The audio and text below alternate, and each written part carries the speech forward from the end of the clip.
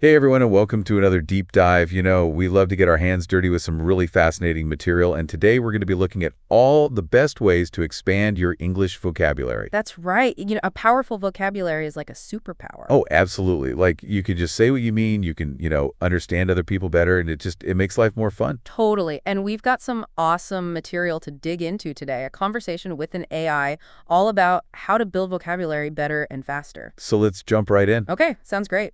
One of the things that this AI was really harping on was the power of reading.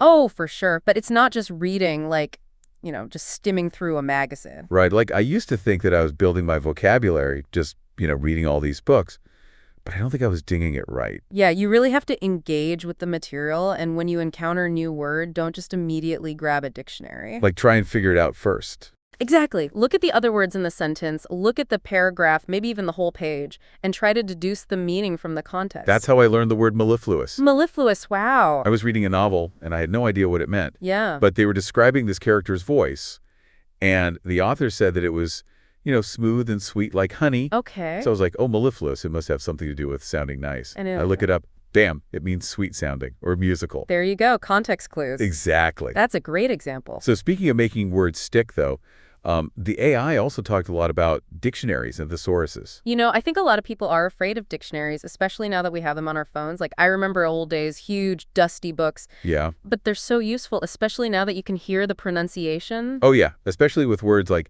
where you're not quite sure where the emphasis goes. Totally. And don't forget the examples. They're so key. Yes, seeing it in a sentence.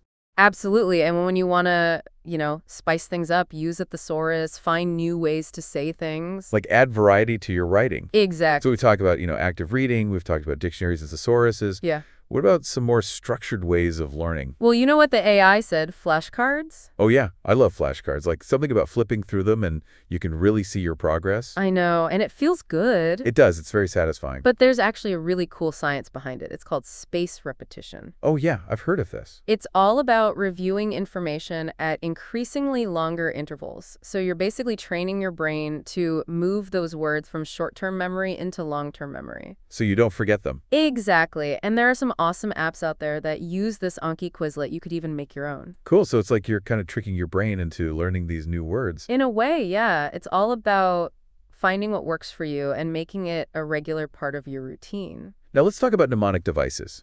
Oh, yes, mnemonic devices. Those are fun because it's like the sillier it is, the more you'll remember it. Exactly, like how I remember the word ostentatious. I had to look that one up, and I imagined an ostrich wearing this giant, diamond-studded top hat, just strutting around like it owned the place. That's hilarious. It's so silly. But now I'll never forget that word. There you go. So don't be afraid to get creative. Make up stories, use rhymes, anything goes. Okay, so we got reading, dictionaries, flashcards, mnemonics. So what else did this AI say? This one's interesting. Word roots, prefixes, suffixes. Word roots, I mean, is that like going back to elementary school? I know it seems basic, but trust me, it's like unlocking the secret code of the English language. Okay, I'm listening. If you understand even just a few common roots, you can figure out the meaning of tons of words. Give me an example. Okay, so the root photo means light, right? Okay, yeah. So photograph is writing with light, photosynthesis is creating with light. Oh, wow, okay. Right, so suddenly a whole category of words makes sense. Yeah, that's super cool. And you start to see patterns, all these connections between words that you never noticed before. I like it. So it's worth brushing up on those roots. Okay, so we've covered active reading, dictionaries, flashcards, mnemonics, and word roots. What else is there? Lots more, but we'll save that for later. Oh, man. Okay, stay tuned, everyone, because we're going to get into some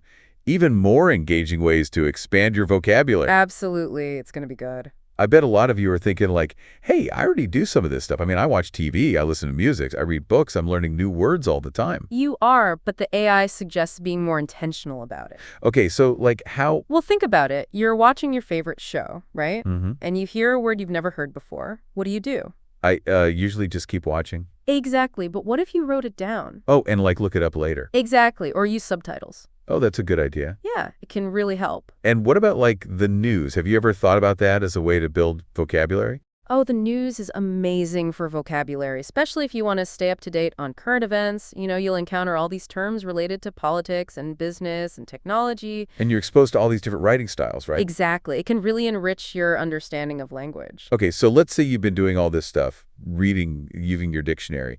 You're even trying out some of those mnemonic devices. Yeah.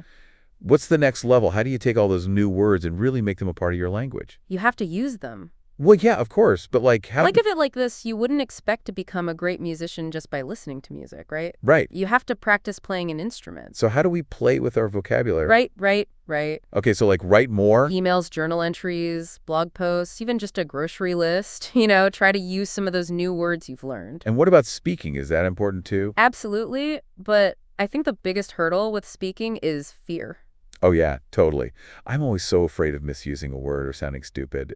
It's understandable, but you have to remember mistakes are part of the learning process. Yeah, you're not going to get it right every time. Exactly. The more you use those new words in conversation, the more comfortable you'll become.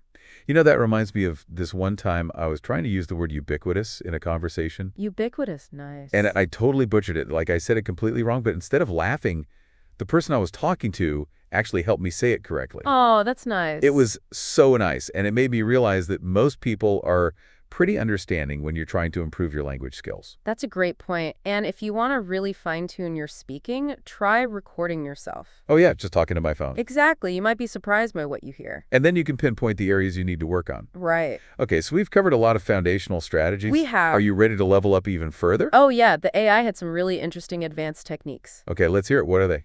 Well, one is focusing on specific vocabulary domains. Vocabulary domains? What's that? It's the idea that vocabulary isn't just this big pool of words. Okay. There are specialized sets of words for different fields. Like if you're really into science, you could dive deep into scientific vocabulary. Or like a history buff could focus on historical terms. Exactly. I like it. And by focusing on areas that you're genuinely interested in, you're not just expanding your vocabulary, you're deepening your understanding of that whole field. Okay, now this next one sounds a little bit academic, but the AI presented it in such a cool way. Have you ever thought about etymology? Etymology. Yeah, like the history of words. Oh, I love etymology. It's so fascinating. Really? Why? Because it's like uncovering the hidden stories behind words. Like you can trace a word's journey through time, see how it evolved, how it got borrowed from other languages, even how its meaning changed over the centuries. So words are like more than just labels. Exactly. They have these rich histories and connections. Can you give me an example? Sure. Did you know that the word salary comes from the Latin word for salt?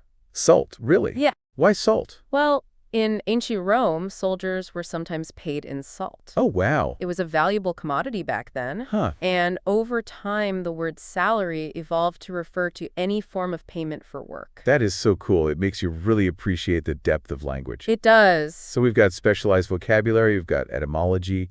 What else? Is there anything a little more fun? You know what's fun? Word games. Oh, word games. I love word games. Me too. Scrabble, Boggle, crosswords. They're all great. Yeah, and they're not just fun, they're actually good for you. Exactly. They're like sneaky learning. You're sharpening your pattern recognition, you're spelling your vocabulary recall, all without feeling like you're studying. And they're fun. Exactly. And there's that element of challenge and competition, which can be really motivating. You've inspired me. I think I'm going to dust off my Scrabble board tonight. Awesome. Now, what if you're looking for something a bit more social?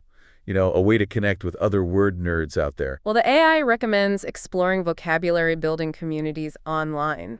Oh, yeah, like a whole online community of people who love words. Exactly. I love that idea. You can share tips and resources, get encouragement and discover new methods that you might not have come across on your own. So it's like having a whole team of vocabulary cheerleaders rooting for you. Exactly. And speaking of learning from others, the AI also mentioned a technique called shadowing. Shadowing, that sounds cool. It's basically listening to audio, like a podcast or an audiobook, Okay. and repeating it as closely as possible, trying to match the speaker's pronunciation, rhythm, and intonation. Oh, so it's like mimicking. Yeah, exactly. And it's a great way to improve your pronunciation, your fluency, and even internalize new words and phrases. I'm adding shadowing to my list of things to try.